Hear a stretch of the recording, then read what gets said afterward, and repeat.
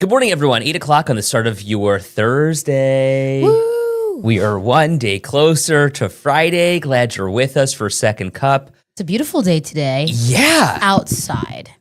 Let me tell you how spring and summer are a wonderful time of year, probably the best in Western New York. 100%. Except the beginning of women's winter.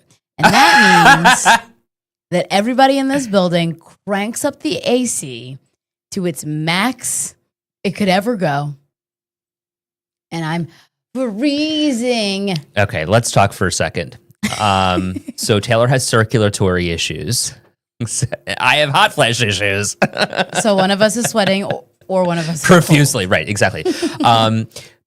Realistically, I did ask the engineers to do something about the air conditioning in the studio because it was like there were days last week during the 5 and 6 p.m. like that I genuinely felt the sweat rolling down my back because it was so hot in the studio. It's so gross, but it's so true. So I will be bringing my space heater in there tomorrow. Yeah. And it will be warmer. Look at what Jackie says. Good morning from the extreme southern tier. Enjoy your weather. You deserve it. Yes, it's true.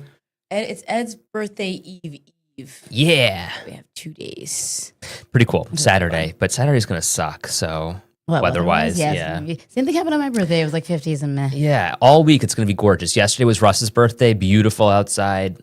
My birthday comes and it's like, this is typical. Everyone loves Russ and tolerates me. It's well, we so also true. have like papal events. The Pope died on Right. my birthday. He's getting buried on yours. So somber days each. Bookends. Can I also tell you, I don't know about you, but have you ever done something that you are totally not used to? Like it takes you out of your comfort zone and you are a little nervous to do it, a little scared perhaps, and then you're just like, okay, I did it. And I think we should do those things. We should get ourselves out of our comfort zone. We should try something new. We should go on new adventures. But your recent adventure has you hurting, huh? So yesterday, my friend Catherine, you hear that? My friend Catherine and I tried a new workout that really isn't new. It was new for us. Mm-hmm. Have you ever been to Reform Fitness? There's one in Orchard Park. There's one on Elmwood Avenue in Buffalo also. And it's a Legree workout. So it's like on these big machines. They're called like Megatron or something like that. Mega Mover. I don't really know why people do these things. I mean, people who do Pilates and bar and are dedicated to those kinds of things are so strong. Yeah. And they're like silent assassins, right? Like they're walking around, they're just, living their little life in their sweat set, in their leggings. Little do you know that this person's ready for war and has a six-pack under there. So I recently saw an Instagram video and I was telling Taylor about this. And it was this guy, like this jacked guy who basically says, if you walk into a gym or a fitness studio or whatever it is, and you see women in sweatsuits and they're like completely matching, they're put together and, they look good, you need to walk out. Yeah. And it's not because the women are there. Because those women are training for something special. Yeah. You're going to get your ass kicked. Can I say that? You absolutely can. It's the internet. I mean, they're like Marine. Sorry. Whoops. My friend does a lot of like Pilates and stuff like that. And I don't know how they do it. I mean, the core and the intensity, and you're feeling it this morning. My legs hurt so bad. They were shaking. I mean, like I was dripping sweat like I've never sweat before in my life. Catherine says we're going again next week. I don't believe her. Catherine, I don't know if you can handle that again. This morning he's like, oh, it hurt so bad. Like my inner thighs, Taylor. Let me show you what we were doing. Okay, I'm going to just stand up for a second. I'm going to move back so that you can see me. So you're kneeling on this machine, and you're going in and out with your thighs like this as the thing is moving. But you're not just going in and out like this. You're going back. 1, 2, 3, 4. Slow burn. And then bringing it back. Like you literally feel it in the worst places. You're getting that time under tension. That's exactly it. Yeah, and you're stretching out those muscles, your new tears. And it's just muscles that our dear Ed is not used to working out. There are muscles that women focus on that guys don't usually. So Ed's getting a little special workout. Did you like shake it all? I see some people in Pilates and they're just like actually shaking. It literally shakes. Too much complaining, not necessary.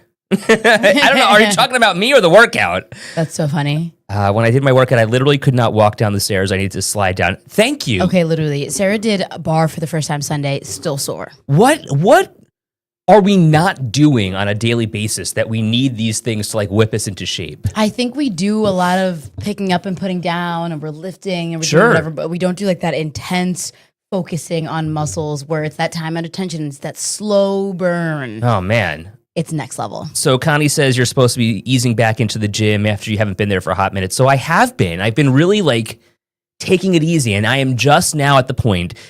He's back, baby. Yeah, like Or so we thought. 2.5 months after my surgery, getting back into the gym. Well, it's been more than that, but it's been 4 months after the surgery, but 2.5 months since I got back to the gym. And I figured like, okay, like now I feel like I can start lifting heavier again. And I certainly have, but being mindful of what hurts, what doesn't hurt. But this was a completely different kind of workout that I don't think, I mean, I didn't even know what I was getting myself into. But you're going back? I don't know. I literally looked at Catherine yesterday as I'm dripping sweat like a pig. And I'm like, Catherine, never again. But Catherine's ready to go. I know. Catherine, how are you feeling this morning? Seriously. She better be at the gym this afternoon, Catherine. She said if we're sore, it means we needed it. Probably. Anyway. Yes. Okay, fine. Fair. We did need it. Also, Catherine and I tend to like make up our own workouts while we're at the gym because, thank you. Because like as much as it's important to work out and as much as it's important to like burn those calories and be active, it's also like social hour. Oh yeah. It's time to chat. Yeah. So, you know, the coaches come around and we're like, hey girl, what's going on? Or Lala is there. Lauren, her name is Lauren Kelly, but everyone calls her Lala. It's cute. That's so funny. That's a great question, Sherry. Is this the new and improved Thigh Master? Kind of. What is the name of the muscle on the outside or the inside? Because there's a machine at the gym where you like you work on. Isn't those, it like no? is it? Yeah, your abductors and your adductors. Is that what it is? Mm-hmm. I was going to say outside and Kegels, inside. but that was wrong. No, that's probably what it felt like. Oh boy, oh boy. You never know. You never know. Too funny. I'm not a doctor. I just play one on TV. I want to talk about Goodyear. Niagara Falls Goodyear plant now making national headlines. This is something I found out about late yesterday that Goodyear, or that ABC News rather, was investigating Goodyear, just as I have been for the last many months. And I am thrilled to see that this investigation is making national headlines and more people are becoming aware of what's going on in Niagara Falls. But the reality is there are so many people who are affected here, including workers, who say they had no idea about the chemicals that they were exposed to and the impact it could have on their health, despite Goodyear knowing full well what could happen. The sound bites that we aired this morning that you can find online of the gentleman who used to work at Goodyear talking about how he's had bladder cancer come back 5 different times. 5 times. And you saw that emotion hit him, right? And he said he went to the doctor and the doctor knew immediately. He said, oh, you must be an employee at Goodyear because they've had so many people who have gone through this. And how do we get to this point where, you know, years later, we're now, I guess, better than it was, but there's still so many issues that you've pointed out. And now ABC News is on this, right? I mean, and Ed did such a great job and has been doing such great work. Thanks. And holding the feet to the fire of the DEC and the people who are responsible, because 7 times the acceptable limit for admissions in a community that's already dealt with Love Canal, I mean, it's too much. And the DEC says that's worst case scenario. And that's why the network, ABC, interviewed me for this story, because I spoke with the DEC. And when I asked the DEC, is there real world scenario mapping? Because again, they say this is worst case scenario, as if the plant is working 24 hours a day, 365 days a week, which it isn't necessarily. When I asked if there was real world scenario mapping, the answer is no. They'll beat around the bush and kind of, you know, try and talk you out of whatever it is you're trying to focus on. But the answer at the end of the day is no. There is no real world scenario mapping to show what exactly is coming from the plant and how it's affecting the people who live in Niagara Falls, literally across the street from the factory. So it's a community right there. Exactly. And it is affecting people negatively. So I posted this story for you on WKBW.com. John will drop a link in the comments, and you can actually watch the investigative series for yourself. Not only mine, but the piece that ABC put together. And it's incredible to listen to these voices and understand how this real world scenario impacts them in ways that are frankly unthinkable for many of us. So what will it take? You have several reports from you and your Getting Poisoned series. Now it's on a national level. Now ABC News is here. What else will it take for accountability, for real world mappings, for scenarios, and to know exactly what people are dealing with, and to get to the point where someone is being held accountable and we get some answers for folks who live here? I mean, these are neighbors, friends, family members who are just trying to live. And people who can't necessarily afford to fight Goliath either. Oh, yeah, they can't just get up and move. Right. And that was kind of the problem with Love Canal. It's that these simple women who, otherwise were, in some cases, housewives, who were just trying to live a decent life in a place that they thought was safe, then had to fight Hooker Chemical and the DEC, the government. I mean, they were just totally inept in dealing with this. And that's almost like the same thing that's happening here. And it makes you wonder, what else don't we know? Right. Without the women of Love Canal, without the people who have spoken up, the former employees of Goodyear, would we know that this is going on? I mean, would people just have to be dealing with this in silence? And Jackie's right, modern day Love Canal. It is so reminiscent of what happened in the 70s. And now here we are in 2025 dealing with something similar. Right. You would think that we were beyond this. 50 years later, no less. Linda, Ed, thank you. You're always trying to help everyone. Yeah, trying. You got it, Debbie. Can't trust anyone, Renee says. Especially if cancer is coming back multiple times. 5 times for this gentleman. Can you imagine that? Kim says, I think there are a lot of these businesses that operate like that. And Julie says, that's a great thing that you expose them and their crooked ways of making money. Now, Goodyear, in fairness, says that they are emitting low levels of this cancer-causing chemical and that they are operating well within the standards that are outlined in their permit. But does that excuse them from emitting this cancer-causing chemical at levels that perhaps are impactful to the extent that people are getting cancer? Or any level at all. Right. What a shame, Lori says. Anita says, Love Canal should have been everyone's wake-up call. Lyle, good morning to you. I think this might be the first time we're hearing from you, and we're certainly glad to hear from you and share your voice. The new administration in the White House wants to dismantle the EPA. Think about that for a minute, he says.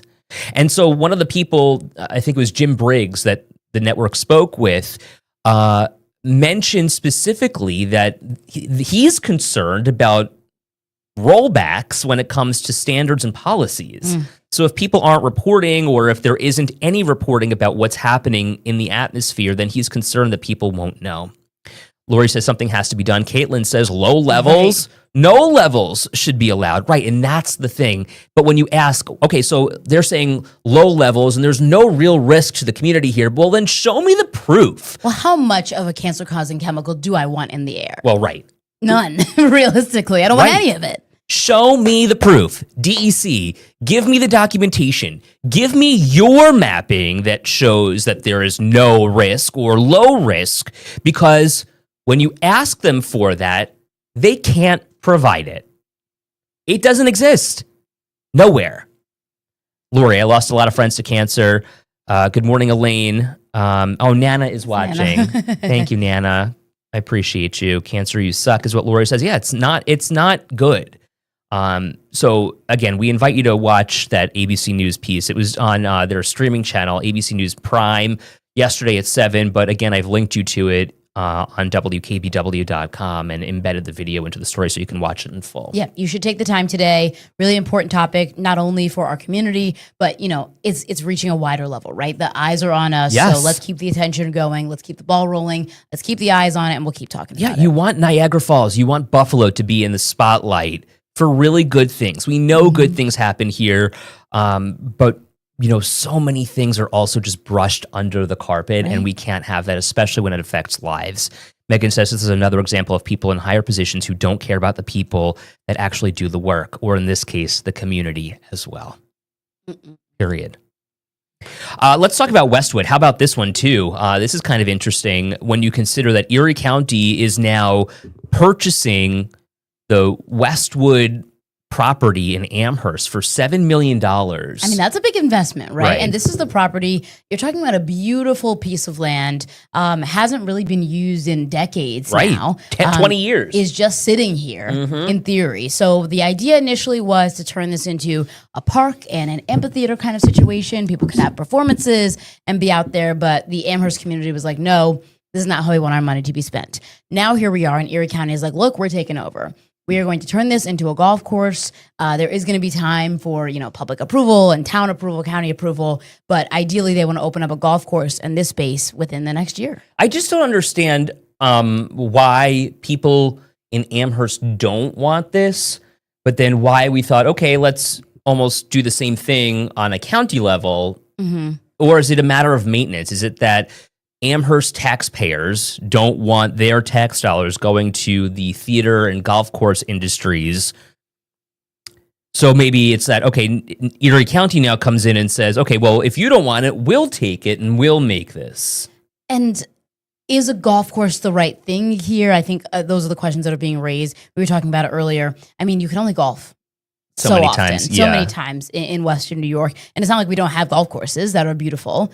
But I don't know. I feel like the Amherst community, there's got to be something that goes there. It can't just sit there. It's been vacant for a while. 20 years, right. Kim says they said yesterday taxpayers won't be effective. Can you maybe rephrase that, Kim, for me? I think she means affected. Affected or impacted? Tell me about what you're trying to say here. Connie says, I thought I heard a park had a 9-hole. A park and a 9-hole would be at the location. Okay. Instead of 18. Are these golf terms? Usually 18 holes for golf, so 9 holes, just half. Half a golf course. Okay, thank you. Golf is a huge industry, Anita says. Liz Fabs says it was years ago, but there were thousands of others. Robin is ticked by this. Okay, tell us more, Robin. Why is this irritating you? What about it is ticking you off? What do you want to see there? What are your thoughts on the amphitheater idea? Or is it the golf that you don't like? I don't know. It's such a big space to not be used. And I'm not saying that, the golf is the perfect idea, but I feel like something's got to happen. Or what about the idea that there wasn't a public hearing about this? That there was no input perhaps from taxpayers to say, no, Erie County, we don't want this. Or yes, Erie County, this is a great idea. We have the no side. The no sides, the nays, are already voicing their opinions and have done so with the town of Amherst. Peter says, though, I'm not from Westwood. Not far from Westwood. Oh, excuse me. I don't have my glasses on, which doesn't help. I'm not far from Westwood. I'm glad to hear something is going to be done with Westwood. It's been a long time. Yeah. Mark, most Amherst residents didn't want to pay for the theater, but that was going in there. Okay. So maybe it's just the theater piece that we're taking out here that Amherst residents are like, okay, cool. Like, let's have a golf course now. Let's have a kiki. Kim saying she means that the taxes won't go up, as in taxpayers won't be affected that way. Okay. Well, okay. Connie thought the theater was a great idea. Why, Connie? Why did you think that? Should Amherst be in the business of live theater? Robin, that What said else it. can they do? That it's not okay, Robin. I'm trying to go back to remember what I said. Are you talking about the idea that there was no public hearing, or are you talking about the idea that It'll be a golf course? right? Just give me something there. Sorry, I apologize. Lori said, "I'm so glad you're speaking for us Western New Yorkers." Look, that's our job here, right? That's what we're trying to do. We're sharing your voice always. Having important discussions. Right. And, whether it's we're talking about some of the sillier stuff or some of the more fun stuff and sharing your voice, and then some of the things that impact your day-to-day, whether you're going to be paying more taxes, what's going on in your communities, and, keeping you safe. This is what this time is for, and where we're able to kind of share your opinions, share your voice and talk more about it. Dig in a little more and go in depth, perhaps. Nitty-gritty. Yeah. Kim says, I thought it was a great idea. I would go there, she says. Mark says Amherst wanted $11 million for the theater and rent for $1. Okay, so there's a little bit of a disconnect there, right? Right. It's less so the fact that it's the amphitheater, more so the way the deal works out. Okay, so Robin's answering my question here. I was asking her to really just narrow down like the options for me because I say so much that often I forget what I say. Robin says, no public hearing. I don't mind golf. Okay, so she wanted to be able to share her voice to Have some say, input. right, yes or no. In Buffalo has the theater outdoors used in summer. If Amherst did something like this, it would bring people to that area as well, Connie says. So. Talking about maybe like Shakespeare in the Park. Yeah, something like that. Some kind of outdoor performance venue. Carolina, good morning. There's already a public golf course. Originally, the town was going to flip-flop the courses. Lori says, definitely make it known. And Megan says, it looks like a beautiful building. I'm wondering what people would like to see for that space instead of just leaving it unused. Right. I mean, any good ideas? Right now, we have golf, amphitheater. What else? And I don't know what you do with that kind of property. I mean, unless a private investor is going to come in and say, okay, we're going to take this land, we're going to make it great, we're going to, really beautify it and bring in some really good economic drivers into the community, then I think that it needs to be that public space with some really good amenities. Like put a brand new jungle gym or something in there for kids, or give me, maybe less a golf course, but more something the public can use. Yeah, a recreational area. Maybe even put a public pool in there. That would be good. Who knows? Mark says it's still a brownfield as well. So that's a good point. And then Peter says, meantime, the Boulevard Mall sits unsettled. Right, and aren't we dealing with those issues still? I mean, we haven't heard in finality what exactly is going on with that the site. Eminent domain situation. There's a lot up in the air with Amherst development right now. What can we put on paper and say, hey, this is the plan, this is what's going to happen, and shovels in the ground and see work being done? Jeanette says, what about like a big outdoor space, like an art park that can also have a theater, really cool. Space for camps, retreats? So that would be cool. Oh, Megan says use it as a banquet hall to bring more money to the community. Love that. Oh, and Mark also bringing up Station 12. That's another Amherst project. Costco. What's going on with that? Caitlin says, I love Chicago's Millennium Park. Huge playground. Adults and children any size can play on. Let's do that. That's cool. I would take the kids there. Yeah. Right? If there's like an adult playground. I mean, who doesn't want to run around all day? Exactly. Sounds like fun. Peter says, my issue on what you develop where Westwood is, consider traffic flow, and that's a busy traffic area. Fair. Yeah, no doubt. Well, good conversation. We appreciate that. We will have to see what happens, and of course, we'll keep you updated along the way. But right now, just a big plot of land in Erie County is trying to see what they can do with it. Well, so from politics to the Pope, how's this for a transition? We are in day 2 of a public viewing period for Pope Francis right now after he passed away on Monday. And we're now hearing from some Canisius High School students who, listen to this, were actually in Rome, in Italy, for spring break and happened to be in St. Peter's Square on Easter Sunday for Easter Mass. So they saw the Pope in his last Mass. At his final moments, really, in his final hours. These are the students. These are pictures from Canisius from their time there.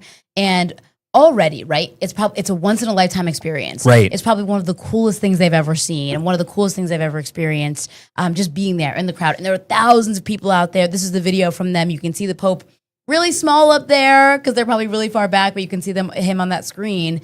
And then hours after they have these videos and they take these videos, the Pope passes away. And now he's lying in state and people are paying their respects. I mean, look how many people are there. Wow.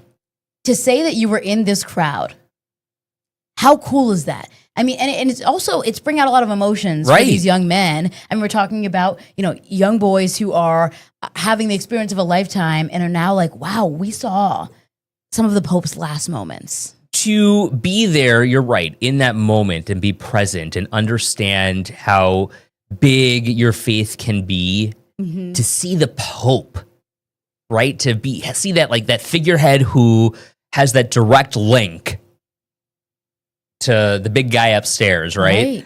And then to know that you saw that person in their final hours of life, that's got to have a profound impact on you, number one. But number two, that's something you don't forget. Like, that's a story that you pass on for generations. You tell your grandkids, and then they tell their grandkids, they were there at that moment. Right. I mean, to be there at Easter Mass already, and this is the Basilica, John? Okay, so look how many people are there. paying their respects. Is it nighttime there? It's got to be, right? Yeah. Oh, they just turned the lights off. There's like a spotlight. Okay. John's saying they're about 6 hours ahead in Italy. There we go. Oh, It's okay, a better that shot. looks better. But look at the line to, say a final farewell to Pope Francis. This is, again, day 2 of a several-day public viewing in the Basilica, and he will be laid to rest on Saturday, about 4 a.m. our time.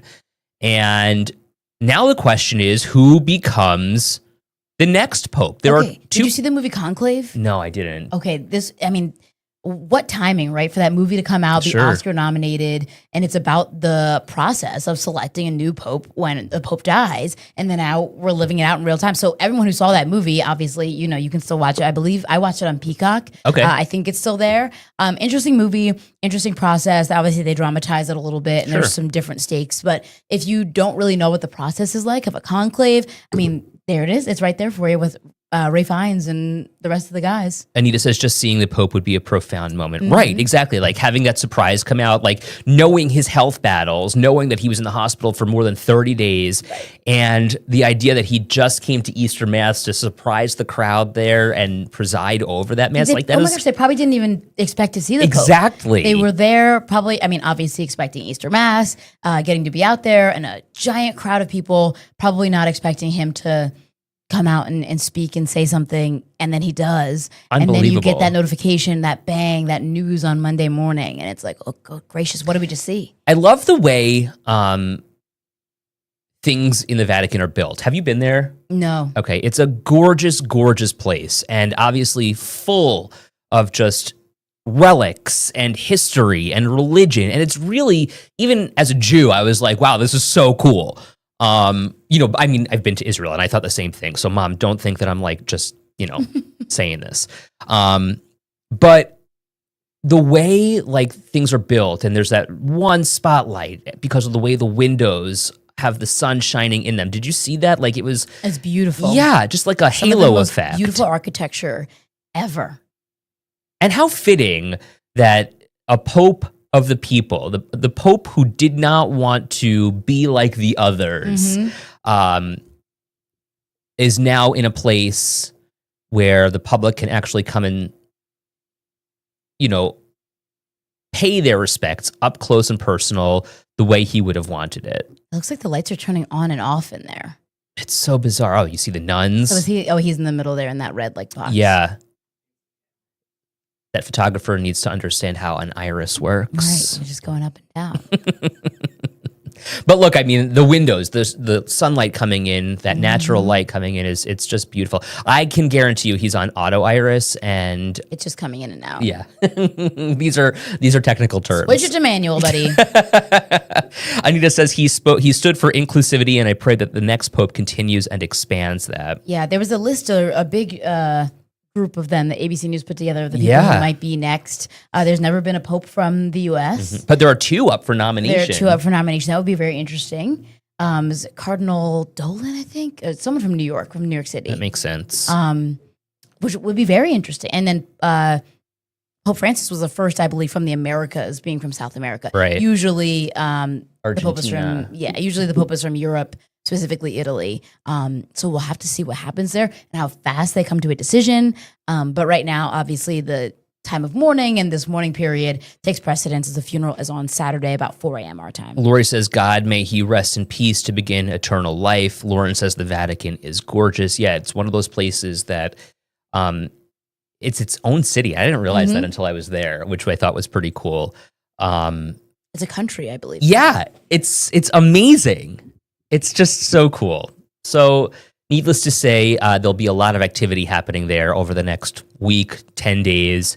If you see the black smoke, you know that they haven't really chosen a pope yet. Yep. But if you see the white smoke, you know it's on. What's so interesting to me is that the cardinals who are selecting the next pope in this process don't leave the Sistine Chapel until it's done. The whole time. Can you imagine? It sounds like a wild process. Right. To be within those walls, right? I don't know. And those Canisius kids they need to frame that picture. No kidding, for real. Mark says, hope to be on Friday. My layover in Tampa is Florida. Cool. Well, On that note, we got to say goodbye. Hope you have a great We'll see you Thursday. tomorrow. Friday.